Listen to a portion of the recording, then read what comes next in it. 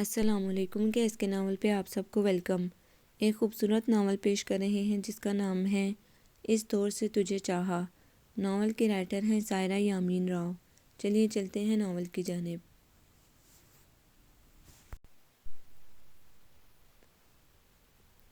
جب سے پارو کا فون آیا تھا اس کی جان پر بنائی تھی۔ ایک تو اسے بازار جانے سے شدید وحشت ہوتی تھی، رش بھیڑ، دکانداروں سے مول تول پر جھگڑے، پسند ناپسند کا حصول۔ وہ اس قدر تردد اور مشقت کرنے کے بجائے دوسرے کی لائی ہوئی چیز پر صبر شکر کر لیتی تھی۔ ویسے بھی اسے بہت کم بازار جانے کو کہا جاتا تھا، اپنی پسند سے تو کوئی چیز کبھی لی ہی نہیں تھی۔ شبانہ چچی جان جو کچھ لے آتی تھیں آمنا صدقنا کہہ کر قبول کر لیتی تھی، اور اب تو معیز بھی ساتھ ہوں گے، بلکہ انہی کی فرمائش پر تو پارو نے اسے فون کیا تھا۔ میں کیا کروں گی بازار جا کر، اور معیز کے ساتھ؟ نہیں، میں نہیں جا سکتی، تم منع کر دو۔ پریشانی کے ساتھ ساتھ ایک حجاب بھی تھا۔ ابھی ہفتہ پہلے ہی تو معیز کے نام کی انگوٹھی پہنی تھی۔ پاگل، بیوقوف، بازار سے تمہیں کچھ نہیں لینا۔ معیز منگنی کا گفٹ تمہاری پسند سے تمہیں گفٹ کرنا چاہتا ہے۔ میں نے اس سے کہہ دیا کہ میں عزوہ کو لے کے آؤں گی، اب تم 5 بجے تیار رہنا۔ اکیلی؟ وہ حیرت سے چیخی۔ اس کی معصومیت پر پارو کا دل چاہا اپنا سر پیٹ لے۔ نہیں، گھر والوں بلکہ اڑوس پڑوس سے بھی جس قدر ممکن ہو لوگوں کو اکٹھا کر لو۔ میں اکیلی ان کے ساتھ جاؤں گی؟ نہ بابا، مجھے شرم آتی ہے۔ چچی جان، دادو، عزیر سب کیا کہیں گے؟ کچھ نہیں کہیں گے۔ دادو سے اجازت میں لے چکی ہوں، عزیر بڑا نہیں، اسے پوچھنے یا ڈرنے کی ضرورت نہیں۔ اس نے اسے ڈانٹا اور اس کی ساری تعویلوں اور بہانوں کے باوجود اسے راضی کر لیا۔ ویسے تو کباب میں ہڈی بننا مجھے پسند نہیں ہے، مگر تمہاری خاطر تمہارے ساتھ چلی جاؤں گی۔ حالانکہ یہ خاصی معیوب بات لگتی ہے، وہ تم سے ملنا چاہتا ہے دل کا حال سنانے کو، اور میں بیچ میں بس کوئی معیوب نہیں۔ تم میرے ساتھ چل رہی ہو، مجھے تسلی رہے گی۔ دوسروں کو اہمیت دینا اور خود کو پیچھے رکھنا اس کی پرانی عادت تھی۔ ہاں، تمہیں تسلی رہے گی، اور وہ معیز بے چین رہے گا، گالیاں دے گا، نہ جانے کیا کیا باتیں ہیں جو وہ تم سے کرنا چاہتا ہے۔ بس جو بھی ہو، تم ضرور آؤ گی، ضرور۔ فون رکھنے سے قبل اس نے ایک بار پھر تاکید کی تو وہ ہنستے ہوئے اچھا کہہ کر فون بند کر گئی۔ عزوہ، سوئی نہیں ہو تم؟ دادو اور اس کا کمرہ مشترکہ تھا۔ دوپہر میں 1 گھنٹہ سونا اس کی روٹین میں شامل تھا۔ گرمی کی طویل دوپہروں میں سب اپنے کمروں میں ہوتے تھے، وہ دادو کے ساتھ لگی رہتی تھی، باتیں کرتی، ان کے کام نپٹاتی۔ سلائی کڑھائی میں انہوں نے طاق کر دیا تھا۔ چچی شبانہ پارو کے لیے دوپٹے اور سوٹ سیتی، کروشیے کی بیلیں، کشن، بیڈ شیٹیں جو دادو نے اس کے جہیز کے لیے سنبھال رکھے تھے۔ پارو کا فون آیا تھا، شام کو جلدی اٹھ جانا۔ اس نے لب دانتوں تلے دبایا، دل بے اختیار دھڑکا، بغور انہیں دیکھا۔ جی، مگر دادو، میں معیز کے ساتھ۔ چچا میاں ناراض تو نہیں ہوں گے؟ نہیں، میں نے اس سے پوچھ کر ہی پارو کو ہاں کہی تھی۔ اور چچی جان، ان کا مزاج شوہر سے مختلف تھا، اور وہ ان کی بھتیجی بھی نہیں تھی، اور منگنی کے بعد تو ان کی نفرت مزید بڑھ گئی تھی۔ وہ ان کے تینوں بچوں کے حق میں بٹوارے کا سبب جو تھی۔ رضیہ کو بھی معلوم ہے، اس نے بخوشی اجازت دی، بلکہ میں تو مان بھی نہیں رہی تھی۔ اسی نے کہا کہ آج کل کے دور میں یہ دقیانوسی اور پرانی باتیں کون سمجھتا ہے، ہمیں انکار کر کے کوئی بدمزگی نہیں کرنا چاہیے۔ ایسی ہی چھوٹی چھوٹی باتیں کل کو عزوہ کے لیے تانے بن جائیں گی، پھر فکر کاہے کی، پارو ساتھ ہوگی۔ اس نے دادو کی بات بغور سنی۔ پارو کے ساتھ کا تو اطمینان اسے بھی تھا۔ نیند نہیں آ رہی تو کپڑے پریس کر لو۔ دادو اس کی ماں بھی تھی، بہن بھی، اور سہیلی بھی۔ کون سے والے کروں؟ اس کے کپڑوں کی سلیکشن موقع کی مناسبت سے دادو ہی کرتی تھیں۔ وہ کتھئی اور سفید کڑھائی والے کر لو، چکن کی سفید شلوار ہے جس کی، تم پر خوب سجتے ہیں۔ وہ مسکراتے ہوئے ان کے پسندیدہ کپڑے نکال کر آئرن اسٹینڈ تک آ گئی۔ نیند تو واقعی نہیں آ رہی تھی، آنے والے لمحات کے تصور سے ہی دل دھڑک رہا تھا، اور شرم کا چٹکیاں لیتا احساس، بار بار ہاتھ نم آلود ہو جاتے تھے۔ اوہ اللہ، کیا بے چینی ہے! ابھی سے تیاریاں! عزیر کی طنز بھری آواز اس کے بالکل پیچھے ابھری تو وہ بری طرح چونک کر پلٹی۔ اس کی بات پر شرم سے کان کی لوئیں سرخ ہو گئی تھیں، ہونٹ کاٹتے ہوئے سر جھکا لیا۔ چچا میاں کا یہ سب سے بڑا بیٹا اس سے بہت خار کھاتا تھا، نہ جانے کیوں جلا بنا رہتا تھا۔ منگنی والے روز تو زیادہ ہی منہ سجائے پھرتا رہا، جلی کٹی باتیں، تانا زنی۔ وہ حتی المکان اس سے بچتی اور سامنا کرنے سے کتراتی تھی، مگر ایک ہی گھر میں رہتے ہوئے یہ کہاں ممکن تھا بہت خوش ہو۔ تیزی سے استری کرتے اس کے ہاتھ پل بھر کو تھمے۔ حاسد! اس کے ہاتھ رواں ہوئے۔ سنو، کوئی اچھی چیز پسند کرنا، تمہیں تو شاپنگ کا تجربہ ہی نہیں۔ وہ تمہارے معیز صاحب کہیں نقلی نگوں والی انگوٹھی اصلی ہیرے کی بنا کر تحفہ نہ دے دیں تمہیں۔ اس نے مڑ کر اسے گھورا۔ وہ ایسے نہیں ہیں، اور اصلی نکلی کی تھوڑی بہت پہچان بھی رکھتی ہوں میں۔ سوئچ بند کر کے اس نے کپڑے سمیٹے۔ او ہو، وہ ایسے نہیں ہیں تو وہ کیسے ہیں؟ بہت جانتی ہوں انہیں۔ اس کا موڈ سراسر لڑائی کا تھا، اور وہ اپنا موڈ خراب کرنا نہیں چاہتی تھی۔ اس سے الجھ کر دل جلانے سے بہتر وہاں سے ہٹ جانا تھا، اور اس نے یہی کیا۔ پالکی پہ ہو کے سوار چلی رے، تو اپنے ساجن کے ساتھ چلی ہو دہلیز پر لمحے بھر کو روک کر اس نے پلٹ کر سیٹی بجاتے عزیر کو دیکھا اور اندر گھس گئی۔ جل کوکر معیز سے جیلس ہوتا ہے، یہ ہے کیا ان کے مقابلے میں؟ نہ شکل، نہ عقل، نہ دولت، نہ اسٹیٹس، کوئی اچھی چیز پسند کر لینا، جیسے میں تو بیوقوف ہوں۔ وہ دیر تک اپنا غصہ خود ہی بول بول کر نکالتی رہی۔ کپڑے استری ہو گئے تھے، دادو سو گئی تھی، کرنے کو اب کچھ نہیں تھا، وہ بھی بستر پر لیٹ گئی۔ نیند ہنوز روٹھی ہوئی تھی۔ معیز کا تصور دوبارہ دل میں چٹکیاں سی لینے لگا، ہونٹ خود بخود مسکرانے لگے، اور اس نے پلکیں موند کر خود کو ماضی میں جانے سے نہیں روکا جب پہلی بار معیز نے اسے چچی جان کے میکے میں ان کی بہن پارو کی سالگرہ میں دیکھا تھا۔ وہ ان کا کزن تھا اور اسے ان کے گھر میں خاصی VIP حیثیت حاصل تھی۔ عذبہ، یہ میری کزن معیز علی ہیں، MBA فرسٹ پوزیشن، آج کل اسلام آباد میں ایک اعلیٰ عہدے پر فائز ہیں۔ اور معیز، یہ عذبہ ہیں، سلطان بھائی کی بھتیجی۔ پارو نے ان کا تفصیلی تعارف کروایا تھا۔ اس نے گہری نگاہ خاموش اور نظریں جھکائے بیٹھی عذبہ پر ڈالی۔ عذبہ، وہ جس کے پیرنٹس؟ اس نے بے اختیار سر اٹھا کر اسے دیکھا۔ ہاں یہی وہ عذبہ ہے۔ پارو نے اس کی ادھوری بات کی پرزور تائید کی۔ اب پتہ نہیں وہ ادھوری بات اس کے بارے میں سب کچھ جاننے کا سگنل تھا یا کسی کی فراہم کردہ معلومات کا اعادہ۔ پارٹی میں خاصے لوگ جمع تھے، اسی لیے اسے عذبہ سے زیادہ بات کرنے کا موقع نہیں ملا۔ البتہ رنگین جگمگاتے آنچلوں اور دمکتے چہروں کے بیچ سادہ سے چہرے والی وہ لڑکی اس کی آنکھوں میں ٹھہر سی گئی تھی۔ وہ خوبصورت بہت زیادہ نہیں تھی، اس کے باوجود اس کی سادگی میں ایک وقار تھا، کشش تھی ان سیاہ روشن آنکھوں میں، بے نام سی اداسی، اور شاید یہی وہ کشش تھی جس نے اسے متوجہ کیا تھا۔ وہ اسے دوبارہ دیکھنا چاہتا تھا، ملنا اور باتیں کرنا چاہتا تھا، اور اس کے لیے پارو سے ملنا ضروری تھا۔ ایک ہفتے بعد وہ ان کے ہاں آیا تھا۔ پارو بہت خوش تھی، وہ تو اسے دیکھتے ہی کھل سی جاتی تھی۔ دل نے اس کے لیے اپنے تمام دروازے وا کر دیے تھے۔ اسے گھر والوں کا بھی پتہ تھا کہ وہ بھی معیز کو اسی نظر سے پسند کرتے ہیں۔ پڑھا لکھا، خوبصورت، اعلیٰ عہدہ، اپنا خاندان، ہر لحاظ سے بہترین رشتہ تھا۔ معیز کے خیالات و جذبات اس کے متعلق کیا تھے یہ تو معلوم نہیں تھا، البتہ اس کا رویہ اور انداز خوش فہمی میں ضرور مبتلا کرتے تھے، اور وہ اسے ناپسند بھی کیسے کر سکتا تھا؟ وہ خوبصورت تھی، ماڈرن، پڑھی لکھی، زمانے کے قدم سے قدم ملانے کی صلاحیت سے مالا مال۔ اس جیسی تو کوئی اور فیملی میں تھی بھی نہیں۔ پارو، آج رضیہ باجی کی طرف چلتے ہیں۔ وہ گھر سے ہی پلان کر کے نکلا تھا۔ باجی کی طرف؟ خیریت ہے؟ اچانک تمہیں باجی کی یاد کیوں آ گئی؟ اس کی حیرت بجا تھی کہ وہ ان کے سسرال بہت کم گیا تھا۔ خیریت ہے بھائی، تمہاری برتھ ڈے پر انہوں نے مجھے بہت تاکید سے آنے کو کہا تھا، بلکہ گلہ کیا تھا کہ میں ان کے گھر کبھی نہیں آیا، سو آج میں گھر سے ارادہ کر کے نکلا تھا کہ ان کا گلہ ضرور دور کروں گا۔ اس کی وضاحت پر وہ مسکرا دی۔ اوکے چلو، میں امی سے پوچھ کر آتی ہوں، انہوں نے رضیہ باجی کی طرف کچھ بھجوانا تو نہیں؟ وہ خاصی خوش اور پرجوش تھی، اس کے ساتھ کہیں بھی جانے کا تصور بے حد خوش کن تھا۔ وہ گئی تو کچھ دیر کو تھی، مگر آدھے گھنٹے بعد جب دوبارہ آئی تو نک سک سے تیار تھی، خوبصورت براؤن اور کیمل کلر کے کنٹراسٹ کے جدید طرز کے سوٹ میں، میچنگ شوز اور جیولری، حتیٰ کہ میک اپ بھی میچنگ۔ وہ خاصی سمارٹ اور اٹریکٹیو لگ رہی تھی۔ معیز بغور اسے دیکھ رہا تھا۔ یکدم براؤن اور کیمل رنگوں نے سفید اور گلابی روپ دھار لیا، سادہ سا چہرہ، نم آلو جھکی جھکی آنکھیں۔ کیا نظر لگانے کا ارادہ ہے؟ پارو نے اس کے آنکھوں کے آگے ہاتھ لہراتے ہوئے کپ کپاتے مرتعش لہجے میں پوچھا تو وہ بری طرح چونکا۔ اپنی بے خودی سراسر غلطی لگی، خوش فہمی میں مبتلا ہو گئی تھی وہ۔ پگلی، بھائیوں کی نظر بہنوں کو نہیں لگا کرتی۔ اس کے لہجے میں نرمی اور شفقت تھی۔ بری طرح چونک کر اس نے اسے دیکھا۔ باپ بھائی؟ شوق اتنا شدید تھا کہ وہ محض ہکلا کر رہ گئی۔ بے یقینی سے دوبارہ بغور اسے دیکھا۔ ہاں، تم میری بہت اچھی اور پیاری بہن ہو، دوست ہو۔ اس کے ارد گرد جیسے دھماکے ہو رہے تھے۔ چند لمحوں کو تو اسے یوں لگا محشر کا ہنگامہ برپا ہو اور وہ بحری ہو گئی ہے۔ میں نے سب سے پہلے تمہیں اپنا شریک راز کرنے کا فیصلہ کیا ہے، اور تم ہی میری مدد کرو گی نا؟ ہاں، مگر کیسی مدد؟ وہ چونکی، سنبھل کر پوچھا، اس قدر غیر متوقع اور قطعی الرٹ صورت۔ آج تو بہت کچھ کہنے اور سننے، اعتراف کرنے اور کروانے کا دن تھا۔ اس کی محبت، بے تکلفی، لگاؤ، سب کچھ وہ نہیں تھا جو اس نے سوچا تھا، بلکہ وہ تھا جو کبھی ذہن و دل قبول نہیں کر سکتا تھا۔ مجھے عذبہ احمد پسند ہے پارو، اور میں چاہتا ہوں کہ تم رضیہ باجی سے میری اس سلسلے میں وکالت کرو۔ ویسے تو مجھے یقین ہے کہ وہ میری بات رد نہیں کریں گی، مگر خود سے کہنا، تم میری طرف سے ان سے کہنا کہ میں عذبہ کو اپنانا چاہتا ہوں۔ وہ حیرت سے اسے گور رہی تھی۔ عذبہ احمد؟ وہ جو کسی لحاظ سے بھی میری پاسنگ نہیں، نہ شکل، نہ عقل، نہ تعلیم۔ اسے معیز نے پسند کر لیا۔ اس معمولی لڑکی کو مجھ پر فتح حاصل ہو گئی۔ وہ ہونٹ بھینچے سب سن رہی تھی۔ کیا بات ہے، تم کچھ بول نہیں رہی ہو؟ اس نے اس کی خاموشی کو محسوس کر کے بغور دیکھتے ہوئے پوچھا۔ کیا بولوں؟ بولنے کو کیا رہ گیا ہے؟ کیا چاہتے ہو تم؟ وہ متوجہ ہوئی۔ بتایا تو ہے، میں عذبہ احمد سے شادی کرنا چاہتا ہوں، اور بھائی جان رضیہ باجی کی ساس کو منانا تمہارا کام ہے۔ میں یہاں سے اوکے ہونے کے بعد امی ابو کو بلاؤں گا۔ ٹھیک ہے، ڈونٹ وری، میں اپنی پوری کوشش کروں گی۔ اس نے گاڑی روکی۔ پارو نے خود کو مکمل سنبھال لیا تھا۔ رضیہ باجی دونوں کو دیکھ کر بہت خوش ہوئیں۔ عزوہ احمد اپنی دادوں کے ساتھ اندر داخل ہوئیں تو وہ احتراماً اٹھ کھڑا ہوا۔ اس نے بغور معیز کے چہرے کو جانچا۔ محض ایک نظر اس نے عزوہ کو دیکھا تھا، مگر چہرے پر سرخوشی اور اطمینان کی لہریں یوں موزن تھی جیسے متاع جاں کو دیکھ لیا ہو۔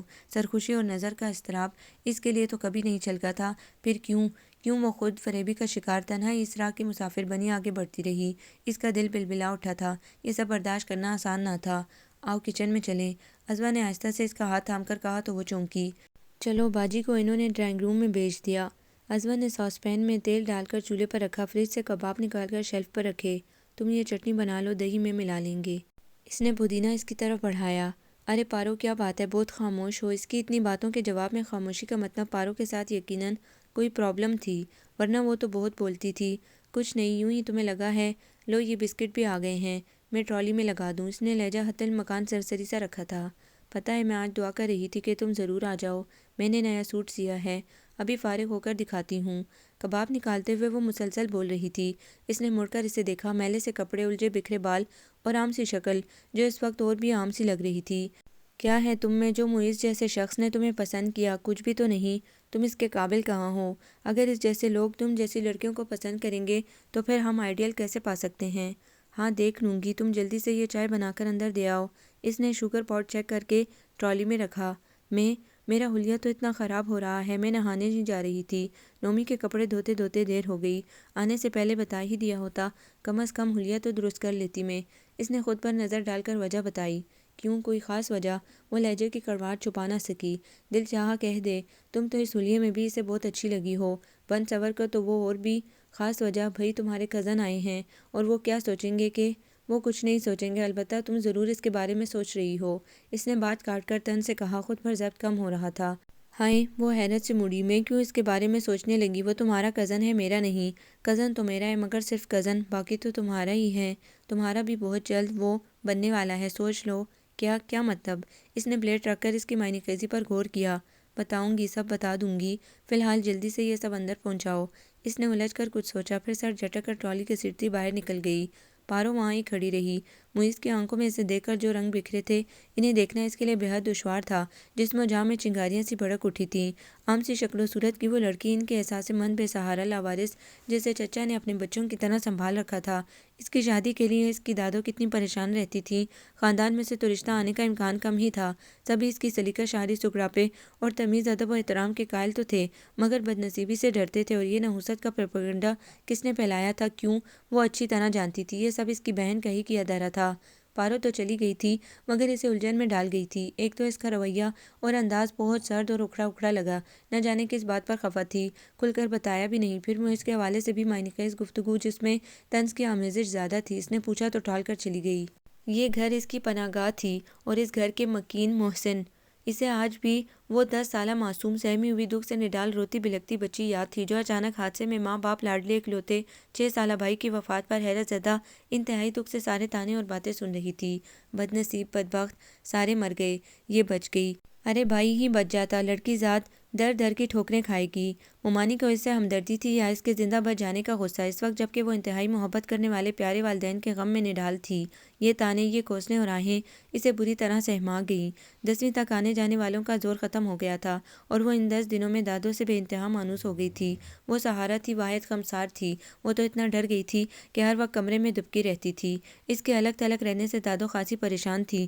وہ چھوٹے بیٹے کے ساتھ رہتی تھی اور عزوہ کو بھی چچا میاں کے ہاں ان کے ساتھ رہنا تھا۔ چچا میاں کو تو کوئی اعتراض نہ تھا، البتہ چچی جان نے خاصی ناک بو چڑھائی۔ لو بھلا، میرے بچے ماشاءاللہ بڑے ہیں، کل کلاں کوئی بات ہو گئی، بیٹی دن کی ذمہ داری کم نہیں ہوتی۔ فاروق بھائی کیوں نہیں رکھ لیتے؟ ان کے بچے چھوٹے ہیں اور معاشی مسئلہ بھی نہیں، یہاں تو ایک کمانے والا، پورا خاندان کھانے والا۔ ان کی فطرت ہر چیز میں نفع نقصان دیکھتی تھی۔ اب بھی عزوہ کی وجہ سے ہونے والے اخراجات ان کی نظر میں تھے، یہ بات چچا میاں خوب جانتے تھے۔ پاگل عورت، اگر ہم نے اسے نہ رکھا تو وہ جہاں بھی جائے گی اماں جان اس کے ساتھ رہیں گی، اور اماں کے جانے سے ان کے مکان کا کرایہ اور جائیداد میں احمد کا حصہ بھی اس سے ملے گا۔ پھر تم پر کیا بوجھ، اماں خود ہی سب کر لیا کریں گی دوسری صورت میں۔ اور دوسری صورت انہیں زیادہ پسند نہیں آئی۔ بادل نخواستہ ہی صحیح سے قبول کر لیا تھا۔ احمد کا حصہ جتنا بھی ہوگا عزوہ کو ملے گا، اور ازوا ان کے احساس مند ہوگی، اسے پالنے پوسنے اور پڑھانے کا خراج تو وہ وصول ہو جائے گا۔ اس وقت ازوا کو اس ساری سیاست کا علم نہیں تھا، وہ تو دادو کے ساتھ رہنا چاہتی تھی۔ چچی جان کو اعتراض نہ تھا، چچا میاں خوش تھے، اس سے بہت محبت کرتے تھے۔ شبانہ چھوٹی تھی، اس سے بہنوں کی طرح عزیز تھی۔ شبانہ سے بڑا نمیر عرف نومی تھا اور سب سے بڑا عزیر۔ ہاں ایک یہ عزیر ضرور اسے شروع دن سے خفا تھا، نہ جانے کیوں اسے اس کی آمد اور یہاں رہائش پسند نہیں تھی۔ دادو کے احترام میں تو ان کے سامنے کچھ نہیں کہتا تھا، البتہ جہاں وہ اکیلی ملتی اسے گھورنا اور ڈانٹنا شروع کر دیتا۔ میرے کپڑے دھو کر کلف لگا لینا، چائے بنا کر لاؤ، کھانا دوبارہ گرم کرو، میرا کمرہ کیوں نہیں صاف کیا؟ اس کا ترکمانہ لہجہ جان جلا دیتا، مگر وہ پلٹ کر جواب دینے کی ہمت نہیں پاتی تھی۔ دادو سے شکایت کی تو انہوں نے ہنس کر ٹال دیا، ارے بڑا بھائی ہے، بہنیں ہی بھائیوں کے کام کرتی ہیں۔ پہلے سے اس کا غصہ اور خفگی سمجھ میں نہیں آ سکی تھی، مگر جوں جوں وہ عمر کی شعور اور سمجھ والی حدوں میں داخل ہو رہی تھی، اس کی گھورتی نظروں میں چھپی تحقیر اور نفرت پہچان گئی۔ دادو میں چچا جان پر بوجھ ہونا، اس کا لہجہ انتہائی دل گرفتہ تھا۔ بوجھ نہ میری بچی، تو کیوں بوجھ ہونے لگی؟ رضیہ کی باتوں کا برا نہ مانا کر، اس کی تو عادت ہے بولنے کی، اور تیرا خرچ تو میں پورا کرتی ہوں۔ دادو کی بات سے اسے خاصا حوصلہ ہوا تھا، کم از کم وہ ان پر بوجھ نہیں تھی اور نہ ہی زیر بار ہونے کی ضرورت تھی۔ میٹرک کے بعد چچی جان اسے کالج بھیجنے پر رضامند نہ تھیں، اس کے بقول میٹرک ہی کافی تھا، مگر وہ بہت ذہین تھی، پڑھنے کا شوق تھا، سو دادو کی حمایت ایک مرتبہ پھر اس کی ڈھال بنی۔ کالج میں اس کی دوستی چچی کی بہن پارو سے ہوئی، خوبصورت، بولڈ، تیز ترار، بہت حد تک منہ پھٹ سی پارو اسے بہت اچھی لگی تھی۔ اس میں اور تو کوئی خاص بات نہ تھی، البتہ اس کی ذہانت ایسا ہتھیار تھا کہ پارو کو جھکنا پڑا۔ پڑھائی کا شوق نہ تھا، البتہ باقی سارے کاموں میں خوب دماغ چلتا تھا، اور یہ کمی ازوا احمد کے ذریعے پوری ہو رہی تھی۔ وہ اپنا سارا کام اس سے کرواتی تھی، اس کے نوٹس استعمال کرتی، کمرہ امتحان میں اس کا آدھا پرچہ ازوا حل کرواتی تھی، روزانہ گھر آ جاتی تھی اور دونوں مل کر کمبائن اسٹڈی کرتی۔ اسے پارو اس لیے بھی اچھی لگتی تھی کہ وہ رضیہ چچی اور عزیر دونوں کو قطعی اہمیت نہیں دیتی تھی، بلکہ دونوں ہی اس سے دبتے تھے۔ وہ منہ پھٹ تو تھی ہی، عزیر کو تو خوب سیدھا کرتی تھی۔ باوجود اس کے کہ دونوں کے مزاج میں زمین آسمان کا فرق تھا، کچھ بھی مشترک نہ تھا سوائے مفاد کے۔ دونوں نے اپنے اپنے مفاد کی خاطر دوستی کی تھی اور یہ خاصی پائیدار بنیادوں پر استوار ہو گئی تھی، مگر اس دن پارو کے رویے اور کچھ نافہم سی باتوں نے اسے پریشان کر دیا تھا، اور پھر اگلے 2 دن بعد اسے اس بات کا علم ہو گیا جو اس سارے جھگڑے کی بنیاد تھی۔ کیا بکواس کر رہی ہو تم؟ تمہارا دماغ تو درست ہے۔ پارو نے جب بہن سے معیز اور ازوا کے رشتے کی بات کی تو وہ مارے حیرت اور غصے کے پھٹ ہی پڑی۔ میں جو کہہ رہی ہوں غور سے سنو باجی اور سمجھنے کی کوشش کرو۔ کیا سمجھوں؟ میں نے ہمیشہ تمہیں اور معیز کو اکٹھا دیکھنے کے خواب دیکھے ہیں، اب کیسے؟ یہ منحوس ساری عمر میری خوشیوں کو کھاتی رہے گی، میں ایسا نہیں ہونے دوں گی۔ کہہ دے معیز سے، ایسا کبھی نہیں ہو سکتا۔ خدا کے لیے میری بات پہلے سن لو، پھر جو چاہے کہہ لینا۔ پارو کو باجی کے غصے اور زبان درازی کا علم تھا، تب بھی زچ ہو کر عاجزی سے کہا، تم جانتی ہو باجی، مجھے ادھورے لوگ اور ادھوری محبتیں دونوں کبھی بھی پسند نہیں آئیں۔ میں ایسے شخص کو کیسے قبول کر سکتی ہوں جس کا جسم میرا اور دل کسی اور کا ہو؟ معیز کو انکار کر کے اپنانا مشکل نہیں، اسے مکمل اپنانا مشکل ہے، اور میں اسے مکمل دل و جسم سمیت اپناؤں گی۔ میں اس کے دل و ذہن سے سب کچھ بھلا کر صرف اور صرف اپنی محبت میں مبتلا کر کے اسے قبول کروں گی۔ یہ کیا الجھی باتیں کر رہی ہیں؟ کیسی قبولیت؟ کون سی محبت؟ وہ تو ازوا سے محبت کرتا ہے، اسے اپنانا چاہتا ہے، تیرا بیچ میں کیا ذکر؟ تم نہیں سمجھو گی۔ اپنی ساس اور میاں سے بات کر لو، میں معیز کو بتا دوں گی، وہ اپنے امی ابو کو بلا لے گا۔ ارے ان کو کیا اعتراض ہو سکتا ہے؟ اس منحوس کے لیے تو بڑھیا دن رات پریشان رہتی ہے، ایسا قابل شخص، اتنا اچھا رشتہ، تو پھر ٹھیک ہے، جتنی جلد ہو سکے مجھے اطلاع دے دینا۔ تو کیا کرنا چاہتی ہے پارو؟ سوچ لے، منگنی ہو گئی تو وہ تیرا نہیں رہے گا، ابھی تو بات میرے ہاتھ میں ہے، وہ میرا ہے اور میرا ہی رہے گا، فکر مت کرو، بس جو میں کہتی ہوں وہ کرتی رہو، بہت جلد دیکھ لو گی کہ بازی کس کی مات ہوئی۔ اس کا لہجہ بے حد پر اسرار تھا۔ رضیہ فون تھامے گم سم کھڑی رہ گئی۔ اللہ کا لاکھ لاکھ شکر ہے کہ اس نے میری دعا سن لی، راتوں کو اٹھ کر میں نے تیرے لیے دعائیں مانگی تھی۔ خاندان والے جو بکواس کرتے تھے، میرا دل کانپتا تھا، ویسا اچھا رشتہ دیکھا بالا میرے مولا، میں تیرا کیسے شکر ادا کروں؟ تو بڑے نصیبوں والی نکلی ازوا۔ دادو اس کی حیرت اور گمسم کیفیت سے بے خبر اپنا حال سنا رہی تھی، وہ تو بے انتہا خوش تھی، چچی نے خود ان سے بات کی تھی، انہیں کیا اعتراض تھا؟ بیٹا بھی راضی تھا، معیز سے کہہ دیا تھا کہ وہ اپنے امی ابو کو بھیجے۔ ازوا کی حیرانی بجا تھی، معیز کو اس نے محض 2-3 مرتبہ دیکھا تھا اور ان کے درمیان کوئی ایسی بات نہیں ہوئی تھی کہ وہ اس قدر اہم فیصلے کے بارے میں سوچتی۔ اس کا خیال بلکہ یقین تھا کہ وہ پارو میں دلچسپی رکھتا ہے۔ تم خوش نہیں ہو کیا؟ پارو نے بغور سے دیکھتے ہوئے الٹا سوال کر دیا۔ پتہ نہیں، تم بتاؤ، میں تو سمجھتی تھی کہ تم اور معیز غلط سمجھتی تھی، وہ تو تم سے محبت کرتا ہے اور میں خوش ہوں کہ تم میری دوست ہو جسے اس نے پسند کیا۔ اس کا لہجہ نارمل تھا، مگر میں، مجھ سے محبت؟ وہ حیران تھی۔ ہاں، تم اس کی محبت کے قابل کہاں تھی؟ ہرگز نہیں، پھر بھی یہ ستم ظریفی ہو گئی۔ معیز علی کے والدین جیسے سب کچھ طے کر کے آئے تھے یا انہیں طے کرنے کے لیے بھیجا گیا تھا۔ دوسری بات پارو کے نزدیک زیادہ درست تھی۔ انکل آنٹی اتنی نظر جھکانے کے قائل کہاں تھے؟ اکلوتے بیٹی کی ضد نے یہ کام بادل نخواستہ کرنے پر مجبور کیا تھا۔ منگنی والے روز وہ بے حد اچھی اور نکھری نکھری لگ رہی تھی۔ پارو صبح سے ہی آ گئی تھی اور اسے تیار بھی اسی نے کیا تھا۔ وہ دل ہی دل میں اس کی دوستی کے آگے پوری طرح سرنگو ہو گئی تھی۔ کسی شخص کی محبت اور اپنے وجود کی اہمیت کیسے بندے کو بدل دیتی ہے۔ چند ہی دنوں میں عزوہ احمد جیسے نکھر سی گئی تھی۔ نم نم آنکھوں میں جلملاتے ستاروں کا عکس بے اختیار چونکا دیتا تھا۔ وہ اتنی کم صورت تو نہ تھی، بس کبھی خود کو سنوارنے اور آئینہ دیکھنے کی ضرورت ہی نہیں محسوس کی تھی، اور اب وہ خدا کی بے حد مشکور تھی۔ خاندان کا سب سے وجیح اور قابل شخص ملا تھا اسے، جو محبت میں اس کی خاطر جہاں سے لڑ گیا تھا۔ یہ اہمیت کا احساس ہواؤں کے ساتھ اڑانے لگا۔ منگنی سے اگلے دن جب اس نے اسے مبارکباد دی تھی تو یہ فون بھی پارو کے توسط سے ہی ملا تھا۔ وہ شرمیلی کم گو خوف زدہ معیز سے ڈھیروں باتیں کرنا چاہتا تھا۔ وہ سب کہنا چاہتا تھا جو وہ اس کے لیے سوچتا تھا، کرنا چاہتا تھا، مگر محض سلام کے جواب اور ہوں ہاں کے بعد اس نے فون دادو کو دیا اور خود غائب ہو گئی تھی۔ اب واحد یہی ترکیب تھی، مگر وہ پارو کو بھی ساتھ لے جانے کی ضد کر رہی تھی، اور پارو تو خود جانا چاہتی تھی۔ معیز علی کو کھو کر وہ انگاروں پر لوٹ گئی تھی، گیلی لکڑی کی طرح دن رات سلگ رہی تھی۔ معیز علی کو اسی کا بننا تھا، صرف اسی کا، ورنہ عزوہ احمد کا بھی نہیں۔ اس کی زہریلی سوچ نے اس کا چہرہ سرخ کر دیا تھا۔ ہاں بھئی کدھر چلیں؟ معیز نے مرر سیٹ کرتے ہوئے پچھلی سیٹ پر بیٹھی پارو سے پوچھا اور عزوہ کو بغور دیکھا۔ پہلے جوس، پھر آئس کریم، پھر شاپنگ۔ عزوہ نے اس کا بازو دبایا، مگر وہ قطعی نظر انداز کیے ہوئے تھی۔ بھئی اتنی سخت گرمی میں بازاروں میں گھومنا بہت مشکل کام ہے، اور مجھے یہ سب کچھ کرنا ہوگا۔ مجھے پتہ ہے، کیونکہ تمہاری طرح یہ محترمہ بھی بازار آنے سے شدید ہراساں ہیں، اور نہ کبھی آئی تھی نہ لانا ہے۔ اس نے آخری فقرے پر چونک کر اسے دیکھا۔ وہ آتی نہیں تھی، درست؟ نہ لانے والی کیا بات تھی؟ کیوں، کیا انہیں شاپنگ کا کوئی شوق نہیں؟ اس نے حیرت سے دیکھا۔ نہیں، اس کے انداز میں تمسخر تھا یا ہمدردی یا ترحم، وہ سمجھ نہیں سکی۔ حیرت ہے، خواتین تو دیوانی ہوتی ہیں شاپنگ کی، پھر پسندیدہ شے لینا۔ معیز کی اتنی جرأت اور اپنی ذات کا ڈسکس کرنا اسے الجھن سی ہوئی۔ چلو تم خوش ہو جاؤ، تمہاری سیونگ خوب ہوا کرے گی۔ پارو اس سے مسلسل باتیں کر رہی تھی، اسے رشک آیا۔ کتنی بولڈ ہے یہ، کیسے ہر بات ہر خواہش کا برملا اظہار کر دیتی ہے، اور وہ چاہنے کے باوجود دل کی خواہش دبانے کی عادی تھی۔ اس کے والدین اس کے منہ سے نکلی بات کو پورا کرنا فرض سمجھتے ہیں، بھائی بہنیں لاڈ اٹھاتی ہیں، پیار کرتے ہیں سب۔ یہ اعتماد اور اظہار جرأت ان رشتوں کے طفیل ہی تو ملا ہوا تھا، جبکہ اس کا کون تھا؟ ہاں یہ شخص جو اب اس کا تھا۔ اس نے گھنے بالوں والے سر کو بغور دیکھا۔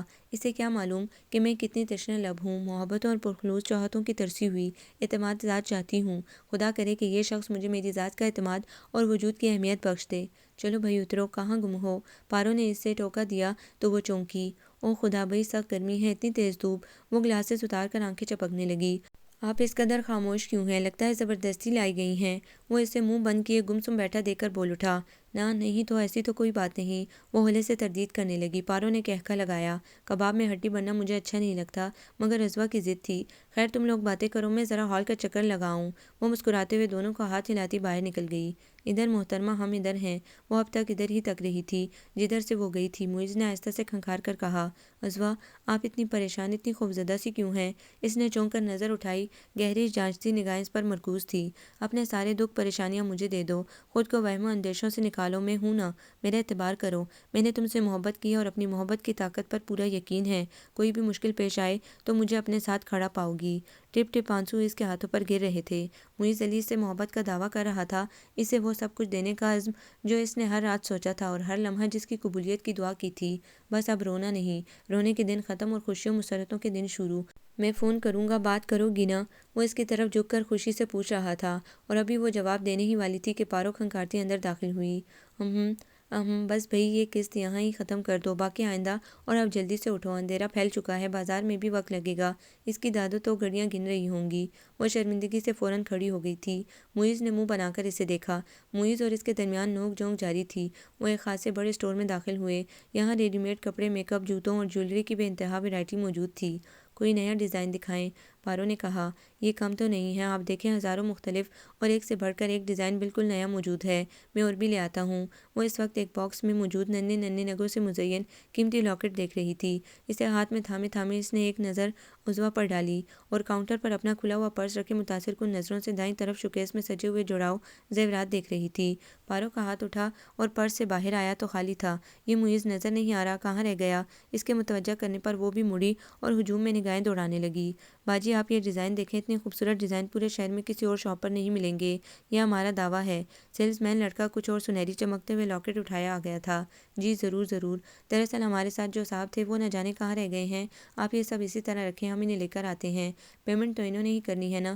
وہ متلاشی نگاہوں سے ادھر ادھر دیکھتی سیلز مین کو تسلی دینے لگی، جو خاصا مایوس بلکہ بددل لگ رہا تھا۔ پارو کی بھرپور تسلی کے باوجود وہ حیرت زدہ اور فکر مند سی اسی کے ساتھ ہی پلٹی۔ موئز کو اب تک آ جانا چاہیے تھا، چند قدم کا فاصلہ تو تھا، اور ادھر ادھر دیکھتی پارو کے ساتھ ہی وہ اس عظیم الشان پرہجوم شاپنگ پلازا کے وسط میں پہنچی تھی کہ پیچھے سے کسی نے انہیں آواز دی۔ وہ حیرت سے مڑی۔ جیولری شاپ کا سیلز مین خاصا بوکھلایا ہوا اور پریشان سا بھاگتا آیا تھا۔ باجی آپ دونوں ذرا دکان تک چلیں۔ باوجود کوشش کے اس کے لہجے میں چھپی درستی اور غصہ اسے چونکا گیا۔ پارو کی تیوری پر بل تھے۔ کیوں، کیا ہوا؟ اس نے غصے سے پوچھا۔ آپ دکان میں آئیں، بتا دیتے ہیں۔ وہ بے حد سنجیدہ تھا، اسے سمجھ میں نہیں آ رہا تھا یہ کیوں اس قدر مصر ہے۔ ہم کچھ لیں یا نہ لیں ہماری مرضی، اس طرح زبردستی تو کوئی نہیں کرتا۔ ایک بار پھر اس نے ارد گرد نگاہ دوڑائی۔ آتے جاتے لوگوں میں موئز نہیں تھا۔ کیوں دکان میں آئیں، جو بتانا ہے یہاں ہی بتاؤ۔ پارو کا لہجہ خاصا تیز اور اونچا تھا۔ قریب سے گزرتے کچھ لوگ ٹھٹک کر رکے۔ میں آپ لوگوں کے بھلے کے لیے ہی کہہ رہا ہوں، تلاشی کے بغیر تو آپ یہاں سے جا نہیں سکیں گی۔ اس کا بدتمیز لہجہ اور خوفناک الزام۔ اس نے حیرت سے اسے دیکھا، کچھ اور لوگ بھی آ گئے تھے۔ کیا بکواس کر رہے ہو تم؟ تلاشی کس بات کی؟ ہم چور ہیں کیا؟ پارو پوری قوت سے چیخی تھی۔ اس کا چہرہ غصے کی شدت سے سرخ ہو رہا تھا، ذلت اور پریشانی سے اس کا رواں رواں کھڑا ہو گیا تھا۔ اس نے سہم کر پارو کا ہاتھ تھام لیا جو تن کر کھڑی تھی۔ تم دونوں ابھی کچھ دیر پہلے میری دکان پر لاکٹ دیکھ رہی تھی۔ سیلز مین کو تم نے بہانے سے اور ڈیزائن لانے کو کہا، جب وہ تم دونوں کے قریب سے ہٹا تو تم نے ہیروں کا لاکٹ اٹھا لیا اور پھر بہانہ بنا کر وہاں سے کھسک آئی۔ تم کیا سمجھتی ہو ہم صبح سے رات تک آنکھیں بند کر کے نہیں بیٹھتے؟ ہزاروں کا ڈھیر لگا ہے، ایک پیس بھی کم ہو تو ہمیں پتہ چل جاتا ہے۔ وہ انتہائی بدتمیزی اور گھٹیا پن سے انہیں دیکھتا ہوا بلند آواز سے کہانی سنا رہا تھا۔ اس کا تو مانو دم ہی نکل گیا تھا۔ پارو اب تک ڈٹی ہوئی تھی۔ یہ بکواس ہے، سراسر الزام۔ ہم نے بے شک آپ کی دکان پر زیور دیکھا تھا اور ہمیں ایک لاکٹ پسند بھی آ گیا تھا، مگر ہمارے ساتھ آنے والے صاحب جنہوں نے پیمنٹ کرنی تھی وہ بوتیک پر تھے۔ میں نے اس لڑکے کو بتایا کہ ہم ابھی انہیں لے کر آتے ہیں اور لاکٹ خرید لیتے ہیں، اور اب انہوں نے یہ بکواس شروع کر دی۔ آپ اپنے بیگ چیک کروا دیں جی، دودھ کا دودھ پانی کا پانی ہو جائے گا، اس میں جھگڑنے والی کیا بات ہے؟ کسی صاحب نے مشورہ دیا تھا، وہاں موجود اکثریت نے تائید کی۔ اسے سخت گھبراہٹ ہو رہی تھی۔ ایک ہجوم اکٹھا ہو گیا تھا، ہر آنکھ ان پر مرکوز تھی۔ مجرم نہ ہوتے ہوئے بھی اسے یوں لگ رہا تھا جیسے اسے ہتھکڑیاں لگا کر پھانسی دی جا رہی ہو، جبکہ پارو اس کے برعکس بہت مطمئن تھی۔ اس حد تک تو اسے بھی اطمینان تھا کہ انہوں نے کوئی چوری نہیں کی، تلاشی لے بھی لیں گے تو کچھ نہیں ملے گا، مگر یہ جو ذلت اور رسوائی کا تماشا لگ رہا تھا اس کا حلق تک کڑوا ہو گیا۔ دکھاؤ بی بی اپنا بیگ۔ شاپنگ سینٹر کا گارڈ گن کندھے پر لٹکائے آگے بڑھا اور پارو نے غصے اور بے بسی سے اسے بیگ تھما دیا۔ اس نے چند قدم پیچھے ہو کر بیگ فرش پر الٹ دیا۔ سب کی نظریں زمین پر گری اشیاء پر تھیں۔ اس نے بیگ کی تمام جیبیں خالی کر کے اسے اچھی طرح جھاڑا۔ آپ اسے اچھی طرح ٹٹول لیں، بلکہ ادھیڑ کر دیکھ لیں، ہو سکتا ہے اندر آپ کا لاکٹ مل جائے۔ پارو نے اپنی بے گناہی کا ثبوت دے دیا تھا، سو بے حد مضبوط لہجے میں طنز کیا۔